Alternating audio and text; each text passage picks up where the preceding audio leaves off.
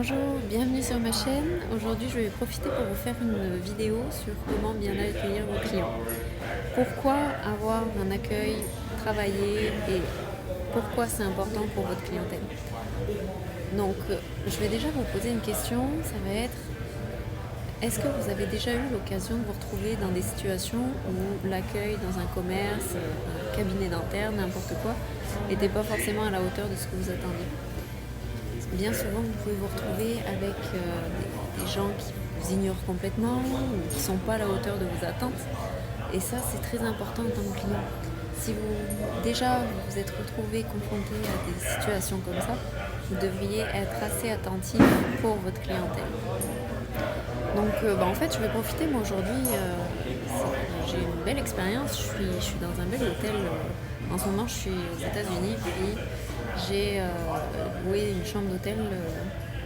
Quand je suis arrivée, l'accueil était vraiment bien travaillé.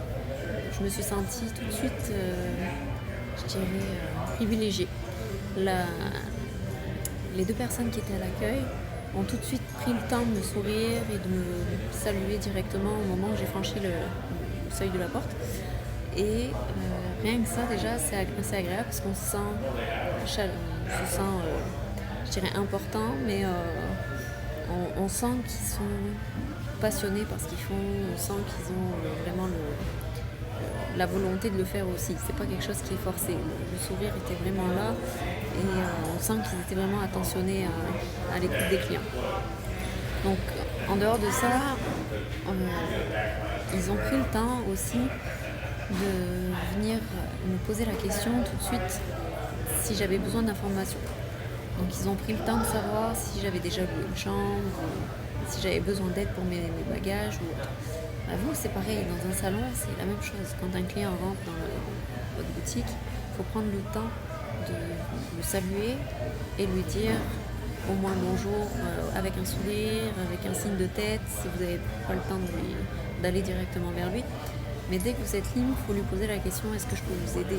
Est-ce que vous avez rendez-vous? Est-ce que je peux faire quelque chose pour vous? Ça, c'est très important. Et ici, j'ai une chose qui était encore supplémentaire, c'est qu'en plus d'avoir un bel accueil, il y a une super déco. C'est très très bien travaillé, mais non seulement la déco est très belle et bien travaillée, mais le service clientèle est lui aussi bien travaillé. Parce que vous avez des services qui sont ajoutés au niveau des chambres d'hôtel. Vous avez les cafés, le thé, les verres d'eau. On m'a proposé aussi des serviettes pour aller à la piscine. Si j'ai pas ma serviette, ils le proposent eux directement. C'est des services supplémentaires qu'ils ont préféré inclure. Comme vous pourriez inclure des services en supplément offerts dans le prix de votre prestation de base. Et aussi, en plus de ça, ils ont eu la bonne idée d'offrir une activité. Comme là, si j'ai le choix entre le kayak, le paddle, je peux aller faire une activité sans problème, c'est inclus. Ils ont préféré avoir un petit plus pour se démarquer des autres hôtels. Parce qu'en coiffure, c'est pareil, il y a énormément de concurrence, il faut savoir se démarquer. Avoir un petit plus qui va vous permettre d'attirer plus la clientèle chez vous, ça sera vraiment bénéfique. Au cas où, je suis désolée pour le son, si jamais il y a un petit peu de bruit derrière moi.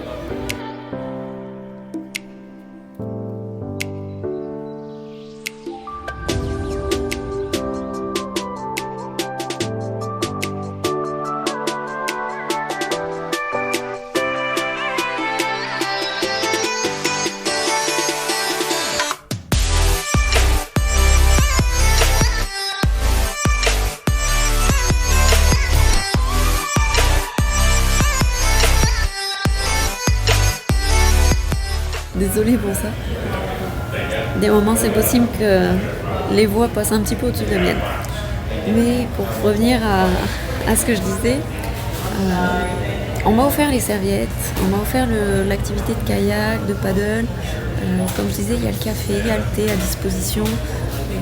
Il y a une belle ambiance, les gens sont agréables, sympathiques, ils sont souriants. Et ça, c'est vraiment un beau service à la clientèle. Donc pensez à ça, pensez à ce que vous pourriez faire vous dans votre entreprise. Pour vous aider un petit peu plus, déjà observez qu'est-ce que vous faites déjà vous actuellement, puis qu'est-ce que vous pourriez faire pour améliorer. Premièrement, pensez à saluer. Il faut avoir un sourire, il faut avoir un accueil.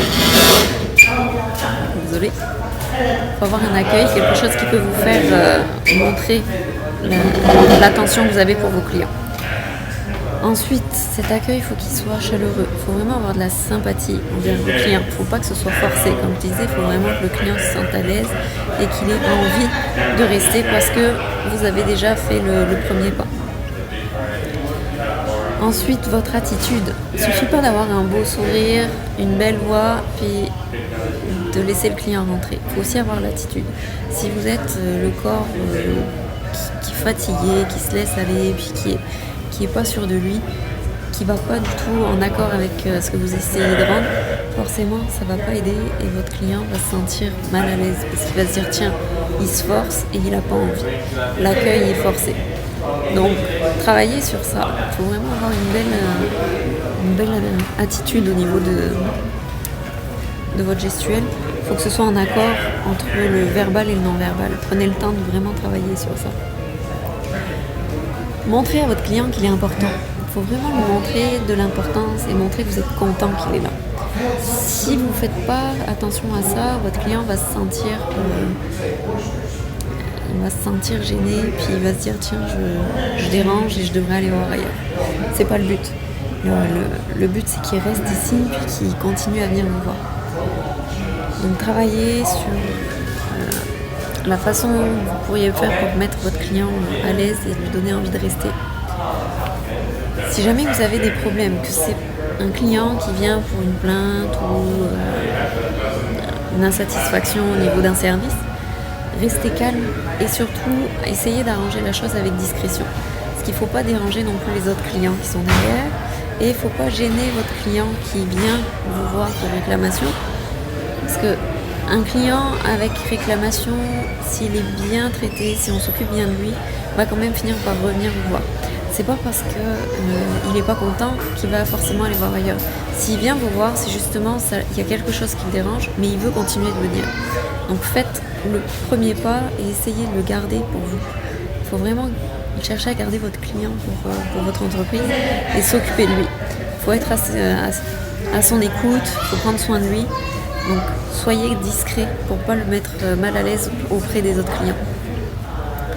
Ensuite, je dirais pour avoir un bon accueil, il faut aussi avoir une bonne connaissance de vos services, bien connaître vos prestations et connaître vos produits.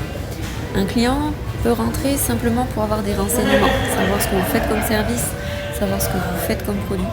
Donc prenez bien le temps de connaître et de vous former sur ce que vous proposez dans votre société, parce que c'est ce qui va vous permettre à votre client de revenir plus facilement.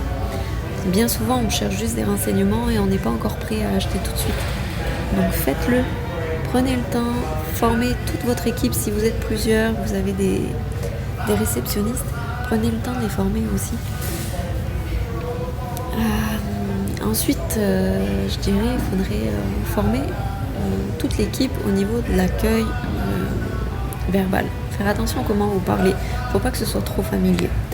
Pour réussir à attirer les clients, mais faut réussir aussi à communiquer correctement avec eux de façon à les fidéliser. Il ne faut pas toujours aller directement bonjour, vous avez rendez-vous, qu'est-ce que je peux faire pour vous? Point. Essayez de donner un petit peu plus de vie à ce que vous dites et de lui donner envie justement d'aller plus loin. Voilà, vous souhaitez des services, qu'est-ce que je peux vous proposer? On fait des services esthétiques, coiffure, on fait les ongles, on fait les pieds, peu importe. Et le fait de travailler sur votre communication puis d'ouvrir justement la conversation pour votre client, ça va lui permettre de se sentir plus à l'aise et de se dire bah tiens, il y a d'autres choses et je peux profiter pour pouvoir rester ici et faire plus de services que prévu. Donc ensuite on a je dirais la fidélisation. Une fois que la fidélisation est travaillée, vous allez réussir à garder vos clients et votre accueil, il faut aussi penser à le finir correctement. Vos clients, ils ont besoin d'être bien accueillis, mais ils ont aussi besoin d'être bien raccompagnés à la fin des services. Ça fait partie de l'accueil. Donc pensez à ça. Je reviendrai un peu plus en détail sur une plus grosse vidéo, un peu plus complète, je dirais. mais tout de suite, ça sera assez suffisant, ça sera largement suffisant pour ce soir. Gardez en tête que chaque entreprise, chaque salon propose des services et des produits assez similaires. On a la concurrence qui est très très grande. Donc si vous avez un service à la clientèle qui peut se démarquer, faites-le. Réfléchissez à ce qui peut être fait dans votre société qui pourrait attirer les clients plus que dans d'autres salons. Il faut donner envie aux clients de rester chez vous. Donc pensez à ça et sachez faire la différence avec un bon service client. C'est tout ce que j'ai à vous dire. Si jamais vous avez des questions, des commentaires, n'hésitez pas. Je suis là, je pourrai vous y répondre. Je vous souhaite une bonne soirée. À bientôt.